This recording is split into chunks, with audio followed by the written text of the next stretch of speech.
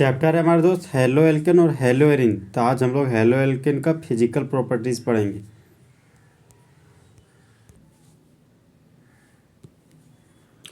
Halo alkane का भौतिक अवस्था वह प्रॉपर्टी जिसको आंखों से देख के बताया जा सकता है कि सॉलिड है कि लिक्विड है कि गैस है, उसको क्या बोलते हैं? Physical property.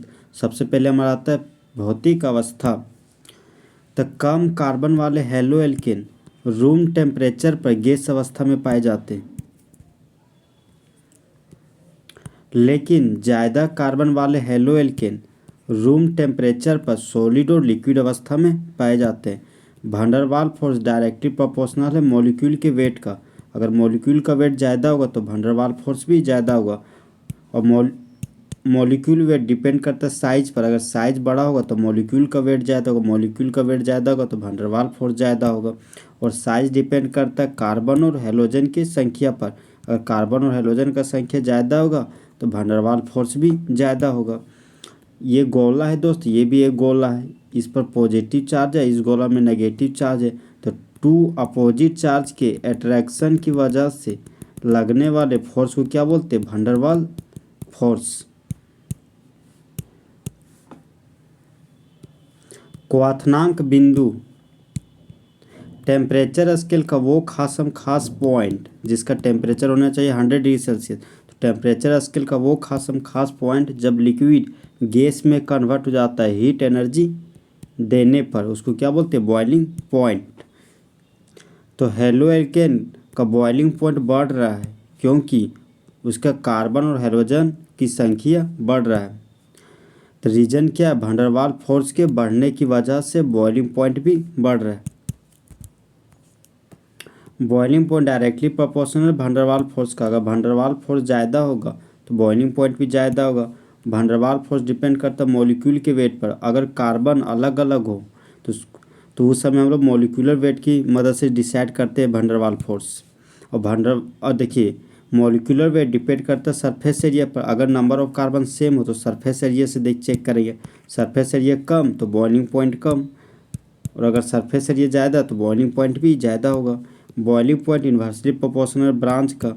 अगर ब्रांच ज़्यादा होगा तो बॉइलिंग पॉइंट कम होगा, और अगर ब्रांच कम होगा तो बॉइलिंग पॉइंट ज़्यादा होगा। क्वेश्चन है हम लोग का दोस्त कि बॉइलिंग पॉइंट के क्रम में घटते हुए निम्नलिखित को सजाइए। पहला है हमारा मिथाइल क्लोराइड, 2 कार्बन के रूट ईथ हो गया, यहाँ बॉन्ड खाली तो आई लिख दिए, और सील का नाम हो गया क्लोराइड। तो दूसरा हमारा इथाइल क्लोराइड है, यह स्ट्रेट चेन है तो स्ट्रेट चेन के लिए नॉर्मल प्रीफिक्स यूज किए। 3 कार्बन के लिए रूट वर्ड प्रोप हो गया, यहाँ बॉन्ड खाली तो आई लिख दिए, और सीएल के लिए क्लोराइड लिख दिए। पूरा नाम हो गया नॉर्मल प्रोपाइल क्लोराइड। ये हमारा स्ट्रेट चेन है तो प्रीफिक्स के रूप में नॉर्मल यूज किए। 4 कार्बन के लिए रूट वर्ड हो गया ब्यूट, बॉन्ड खाली है तो आई लिख दिए, और सीएल के लिए क्लोराइड। पूरा नाम हो गया नॉर्मल ब्यूटाइल क्लोराइड। तो चारों क्वेश्चन में क्लोरीन आइटम क्या है? सेम है। और डिफरेंट क्या है हम लोग का? कार्बन। यहाँ एक मिथाइल ग्रुप है, यहाँ इथाइल ग्रुप है, यहाँ नॉर्मल प्रोपाइल ग्रुप लगा हुआ, यहाँ पर नॉर्मल ब्यूटाइल ग्रुप। तो एक कार्बन का मिथाइल का मॉलिक्यूल का वेट से ज़्यादा मॉलिक्यूल का वेट है इथाइल का, और इथाइल से ज़्यादा मॉलिक्यूल का वेट है नॉर्मल प्रोपाइल का, और नॉर्मल प्रोपाइल से ज़्यादा मॉलिक्यूलर वेट है नॉर्मल ब्यूटाइल का। तो सबसे ज़्यादा बॉइलिंग पॉइंट होगा नॉर्मल ब्यूटाइल क्लोराइड मतलब 4 का, उसके बाद 3 का नॉर्मल प्रोपाइल क्लोराइड का, उसके बाद होगा 2 का इथाइल क्लोराइड का। और इथाइल क्लोराइड का बॉइलिंग पॉइंट ज़्यादा है 1 से। 1 कौन है? हमारा मिथाइल क्लोराइड से। क्योंकि आप लोग जानते हैं कि बॉइलिंग पॉइंट डिपेंड करता है वैन फोर्स पर। अगर वैन फोर्स ज़्यादा होगा तो बॉइलिंग पॉइंट भी ज़्यादा होगा। तो मॉलिक्यूल का वेट ज़्यादा है तो बॉइलिंग पॉइंट भी हमारे क्या है? ज़्यादा है। टाइप 2 दोस्त, ये हमारा क्या क्वेश्चन नंबर 1, एक कार्बन के रूट हो गए मिथ, और यहाँ बॉन्ड खाली तो आई लिख दिए, और एफ के लिए कॉमन नेम में फ्लोराइड होता है, नाम हो गया मिथाइल फ्लोराइड। एक कार्बन के लिए रूट हो गए मिथ, बॉन्ड खाली तो आई लिख दिए। सीएल को कॉमन नेम में क्लोराइड बोलते हैं तो पूरा नाम हो गया मिथाइल क्लोराइड। एक कार्बन के लिए रूट हो गया मिथ, यहाँ बॉन्ड खाली है तो आई लिख दिए। अब बीआर के लिए कॉमन नेम हो गया ब्रोमाइड तो पूरा नाम हो गया मिथाइल ब्रोमाइड। एक कार्बन के लिए रूट हो गया मिथ, बॉन्ड खाली है तो आई लिख दिए, और आई को कॉमन नेम में आयोडाइड पढ़ते हैं तो पूरा नाम हो गया मिथाइल आयोडाइड। तो यहाँ देखिए दोस्तों, यहाँ भी मिथाइल ग्रुप है, मिथाइल ग्रुप है, मिथाइल ग्रुप है, मिथाइल ग्रुप है, मतलब नंबर ऑफ कार्बन सेम है, तो सरफेस एरिया हम लोग क्या सेम है। अब हम लोग देखिए यहाँ पे, यहाँ फ्लोरीन का आइटम है, क्लोरीन का आइटम है, ब्रोमीन का आइटम और आयोडीन का आइटम है। तब फ्लोरीन का एटॉमिक नंबर 9 होता है और एटॉमिक मास 19 है। क्लोरीन का एटॉमिक नंबर 17 है और एटॉमिक मास कितना है 35 है। ब्रोमीन का एटॉमिक नंबर 35 है और एटॉमिक मास 80 है। आयोडीन का एटॉमिक नंबर 53 है और एटॉमिक मास 106 है। तो फ्लोरीन से ज़्यादा एटॉमिक वेट क्लोरीन का है, और क्लोरीन से ज़्यादा एटॉमिक वेट ब्रोमीन का है, और ब्रोमीन से ज़्यादा एटॉमिक वेट आयोडीन का है। तो सबसे ज़्यादा बॉइलिंग पॉइंट मिथाइल आयोडाइड का होगा, तो ऑप्शन नंबर 4। तब मिथाइल आयोडाइड से ज़्यादा बॉइलिंग पॉइंट किसका है, मिथाइल ब्रोमाइड का, और मिथाइल ब्रोमाइड से ज़्यादा बॉइलिंग पॉइंट है मिथाइल क्लोराइड का, और मिथाइल क्लोराइड का बॉइलिंग पॉइंट ज़्यादा है मिथाइल फ्लोराइड से, क्योंकि बॉइलिंग पॉइंट डायरेक्टली प्रोपोर्शनल है वैन डर वाल्स फोर्स का। अगर वैन डर वाल्स फोर्स ज़्यादा होगा तो बॉइलिंग पॉइंट भी ज़्यादा होगा। मॉलिक्यूलर वेट ज़्यादा है तो बॉइलिंग पॉइंट भी हमारा ज़्यादा होगा। टाइप 3, ये देखिए दोस्त, ये हमारा स्ट्रेट चेन है, तो स्ट्रेट चेन के लिए नॉर्मल प्रीफिक्स यूज किए। 4 ठो कार्बन है तो रूट वर्ड ब्यूट लिखे। यहाँ बॉन्ड खाली है तो आई लिखे। Cl को कॉमन नेम में क्लोराइड बोलते हैं तो नाम हो गया नॉर्मल ब्यूटाइल क्लोराइड। जो मेन चेन में है वही ब्रांच चेन में है, और दोनों का दोनों क्या है सेम है, तो सेम के लिए आइसो प्रीफिक्स लगाएं। 1 carbon 2 carbon 3 carbon 4 carbon, 4 carbon के रूट वर्ड हो गए ब्यूट। बॉन्ड खाली तो आई लिखे।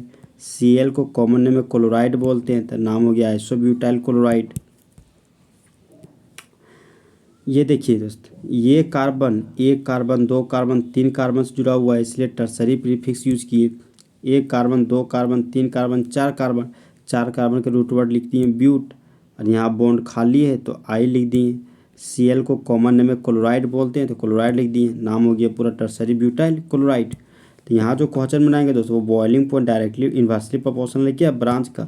अगर ब्रांच ज़्यादा है तो बॉइलिंग पॉइंट कम होगा। तो ये हमारा नॉर्मल ब्यूटाइल क्लोराइड, इसके पास किस तरह का कोई ब्रांच नहीं है।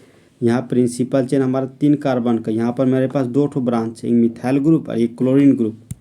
यहाँ पर प्रिंसिपल चेन 3 कार्बन का, यहाँ पर कितना है 2 ठो ब्रांच है। तो सबसे कम ब्रांच एक ब्रांच है हमारा नॉर्मल ब्यूटाइल क्लोराइड में। तो नॉर्मल ब्यूटाइल क्लोराइड के पास ब्रांच कम है, इसे सबसे ज़्यादा बॉइलिंग पॉइंट 1 का होगा। सबसे ज़्यादा बॉइलिंग पॉइंट 1 का है, और 1 से ज़्यादा बॉइलिंग पॉइंट आइसोब्यूटाइल क्लोराइड के पास 1 ठो ब्रांच है।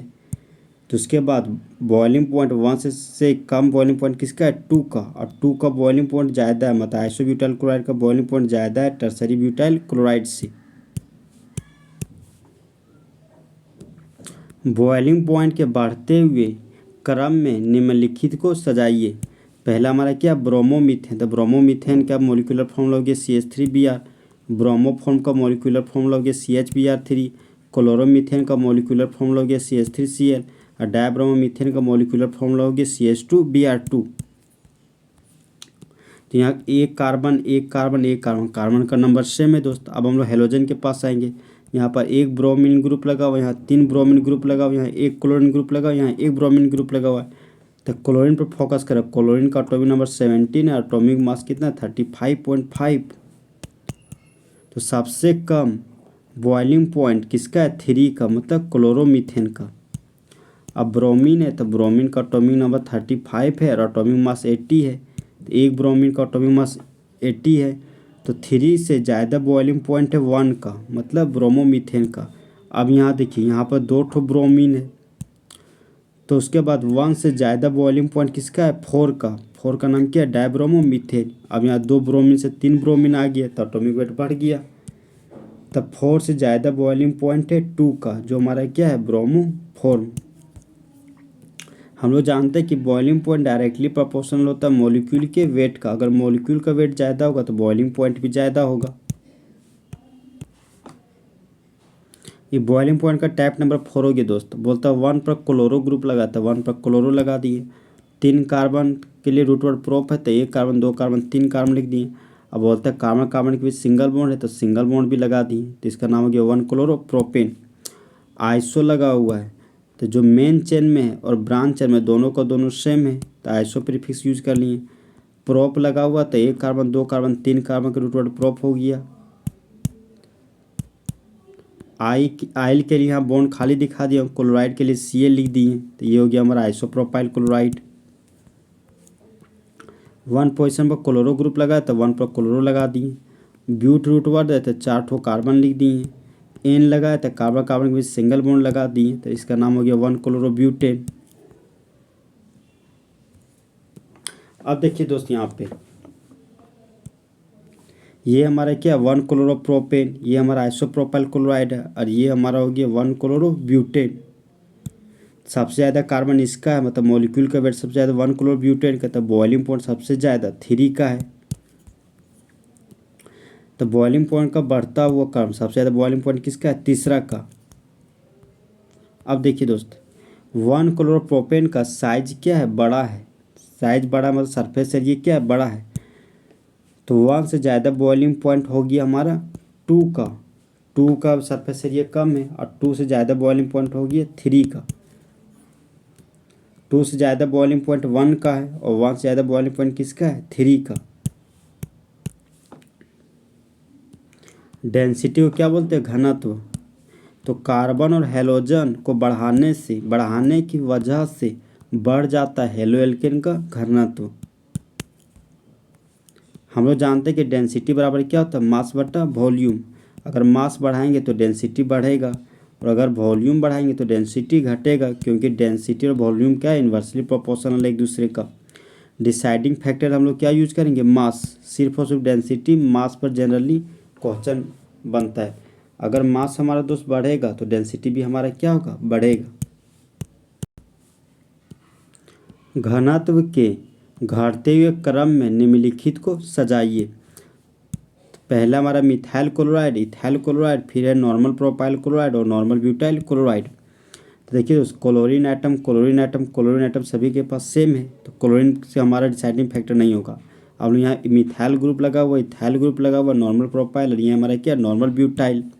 जानते हैं कि जिसका मास ज़्यादा होगा उसका भी डेंसिटी क्या होगा? ज़्यादा। सबसे ज़्यादा डेंसिटी होगा नॉर्मल ब्यूटाइल क्लोराइड का।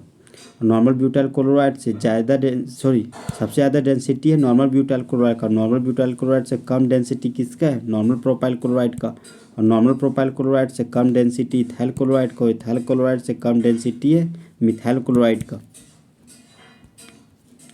Question number 2, CH3Cl methyl chloride है, ये हमारा डाइक्लोरोमीथेन है। ट्राइक्लोरोमीथेन है, ये हमारा टेट्राक्लोरोमीथेन है। तो कार्बन एक कार्बन सभी के पास है, तो कार्बन हम लोग कंसीडर नहीं करेंगे। यहाँ पर 1 क्लोरीन है, यहाँ 2 क्लोरीन, यहाँ 3 क्लोरीन, यहाँ 4 क्लोरीन है। तो क्लोरीन का एटॉमिक मास हो गया 35.5, और 2 ठो क्लोरीन का एटॉमिक मास हो गया 71.0, और 3 ठो क्लोरीन का एटॉमिक मास हो गया 106.5, और 4 क्लोरीन का एटॉमिक मास हो गया 142.0।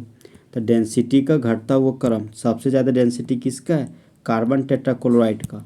और कार्बन टेट्राक्लोराइड से कम डेंसिटी है ट्राइक्लोरोमीथेन का। ट्राइक्लोरोमीथेन से कम डेंसिटी है डाइक्लोरोमीथेन का, और डाइक्लोरोमीथेन से कम डेंसिटी है क्लोरोमीथेन का। घुलनशीलता, तो वाटर में नहीं घुलनशील है अल्काइल हैलाइड, लेकिन ऑर्गेनिक सॉल्वेंट में घुलनशील है। ऑर्गेनिक सॉल्वेंट के रूप में जब एसीटोन को लिया जाता है, बेंजीन को लिया जाता है, ईथर को लिया जाता है, अल्कोहल को लिया जाता है, और कार्बन टेट्राक्लोराइड को लिया जाता है, तो उस समय अल्काइल हैलाइड क्या होते हैं? घुल जाते हैं। पानी में अघुलनशील है, लेकिन alkyl halide polar nature show करते हैं, क्योंकि ये हमारा अल्काइल हैलाइड है। हेलोजन का इलेक्ट्रोनेगेटिव वैल्यू ज़्यादा कार्बन की तुलना में। हेलोजन कार्बन के इलेक्ट्रॉन को छीन लेता है, तेरो का हेड गया मुंडी पर नेगेटिव चार्ज, और कार्बन के मुंडी पर पॉजिटिव चार्ज डेवलप हुआ। तो 1 पोल 2 पोल, यहाँ पोल डेवलप हो रहा है, इसलिए ये क्या हमारा पोलर मॉलिक्यूल। तो अल्काइल हैलाइड नहीं बनाते हैं हाइड्रोजन बॉन्ड वाटर मॉलिक्यूल के साथ, इसलिए वे अघुलनशील हैं पानी में। डायपोल मूवमेंट, तो मूवमेंट का मतलब क्या होता है? मैग्नीट्यूड मतलब मान। तो डायपोल मूवमेंट का सिंबल हो गया म्यू। यह एक तरह का क्या है? Vector quantity. एक ऐसा क्वांटिटी जिसके पास क्या हो? डायरेक्शन हो, उसको क्या बोलते हैं? Vector quantity. डायपोल मूवमेंट को इंडिकेट किया जाता है क्रॉस हेड एरो की मदद से। ये हो गया हमारा complete head arrow. Complete head arrow में ये क्रॉस लगा दिए, जिसका नाम हो गया क्रॉस हेड एरो। तो जिधर एरो का हेड जाता है उसके मुंडी पर नेगेटिव चार्ज डेवलप होता है, जिसका एरो का टेल जाता है उसके मुंडी पर पॉजिटिव चार्ज डेवलप होता है। Dipole movement polar alkyl halide का ज़्यादा होता है नॉन पोलर अल्काइल हैलाइड के तुलना में। डायपोल मूवमेंट के घटते हुए क्रम में निम्नलिखित को सजाइए। डायपोल मूवमेंट के घटते हुए क्रम में निम्नलिखित को सजाइए। पहला हमारे दोस्त कार्बन टेट्राक्लोराइड। कार्बन एक आइटम है तो वो हो गया हमारा सेंट्रल आइटम कार्बन है, और टर्मिनल आइटम 4 क्लोरीन है, 1 क्लोरीन, 2 क्लोरीन, 3 क्लोरीन और 4 क्लोरीन। क्लोरीन हमेशा सिंगल बॉन्ड बनाता है, सिंगल बॉन्ड बन गया। सेंट्रल आइटम कार्बन के पास किसी तरह का लोन पेयर नहीं है, और टर्मिनल आइटम क्या क्लोरीन है। क्लोरीन के पास डिफरेंट आइटम होना चाहिए जो कि नहीं है, तो ये हमारा पोलर मॉलिक्यूल नहीं है, तो क्या है non polar molecule. Central item carbon है, उसके पास लोन पेयर नहीं है। टर्मिनल एलिमेंट डिफरेंट होना चाहिए था, हाँ हाइड्रोजन और क्लोरीन अलग अलग आइटम है, तो ये हो गया हमारा polar molecule. Central item carbon है, तो कार्बन के पास किसी तरह कोई लोन पेयर नहीं है, लेकिन टर्मिनल आइटम डिफरेंट होना चाहिए। हाइड्रोजन और क्लोरीन है, इसलिए क्या हो गया हमारा पोलर मॉलिक्यूल। ट्रिक है दोस्त कि डायपोल मूवमेंट इनवर्सली प्रोपोर्शनल है क्लोरीन का। अगर क्लोरीन ज़्यादा होगा तो डायपोल मूवमेंट का वैल्यू कम होगा।